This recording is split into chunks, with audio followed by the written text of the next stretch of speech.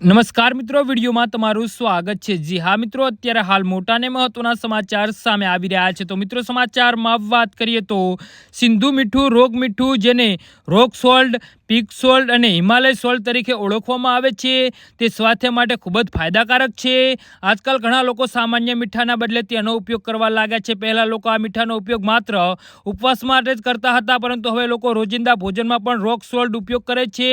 આ મીઠું હૃદય અને બ્લડ પ્રેશરના દર્દીઓ માટે ફાયદાકારક છે, પરંતુ લાંબા સમય સુધી અને ખોટી રીતે રોક સોલ્ટનો ઉપયોગ તમારા શરીરમાં ઘણા પોષક તત્વો અને ઉણપનું કારણ બને છે। ચાલો જાણીએ લાંબા સમય સુધી રોક સોલ્ટનો ઉપયોગ કરવાથી ગેરફાયદા અને કયા લોકોએ તેનું સેવન ન કરવાનું ટાળવું જોઈએ।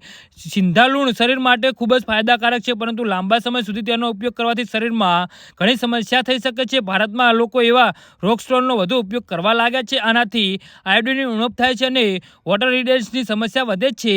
આયોડિન સામાન્ય મીઠાની તુલનામાં રોક સોલ્ટ ઘણું ઓછું હોય છે।